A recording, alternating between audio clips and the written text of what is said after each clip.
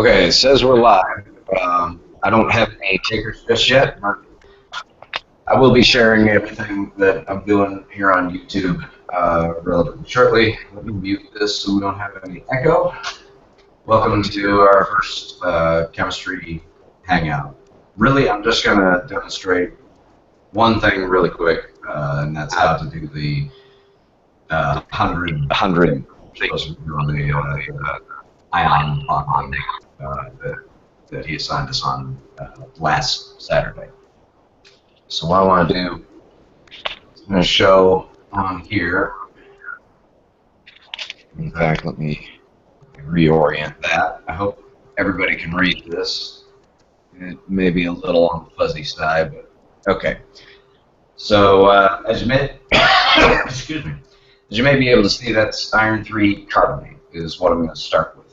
I'm coming over to these guys here on page 32 of handout 1, and that's where we're starting out. Now, carbonate, I don't know if you can see that, but that's CO3,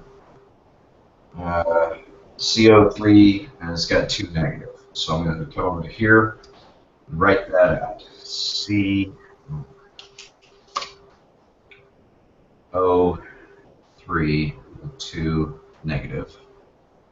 Then on the other side, I'm going to put the iron 3, so that's Fe is the symbol, and it's a 3 positive.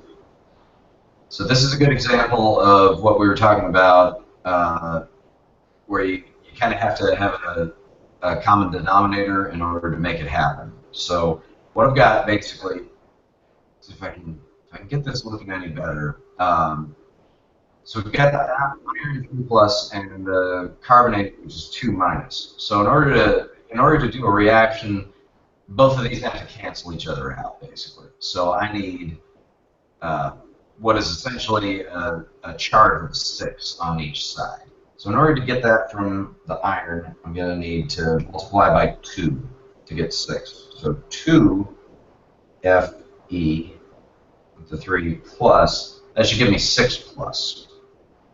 On the other hand, on the other side, CO3, 2 minus.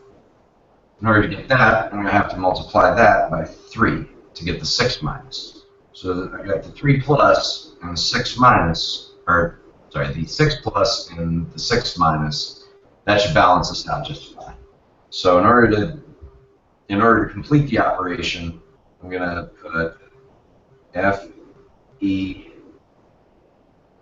and I think, let me go back and reference real quick, because this is what I copied down from the board. So lithium chlorate. It looks like you just, well, you write it with the plus and the minus, and then you get rid of that, I suppose. So I'm going to go ahead and write it with the plus and the minus. This is somewhat awkward, and I hope I'm not making anybody dizzy with this. So I'm going to take, so we've got our iron. That's going to need to be an iron 2 with the 3 plus, and then also take that carbon, oxygen 3, 2 minus, and put the 3 as a subscript. So as long as this number matches that number and that number matches that number, we're good. Now, it's not going to be that way in all cases, and of course if you end up with just 1 iron, then you don't put the 1 subscript. But I'm going to write it one more time. Iron with a 2, doggone it. Carbon, oxygen 3 with a 3. That's iron 3 carbonate.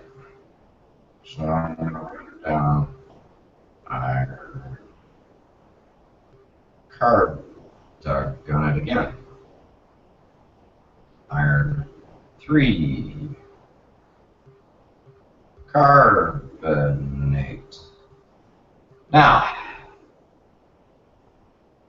that apparently is the whole operation. If this isn't right, then somebody email me pretty quick. Hopefully this this entire thing is not really for a grade.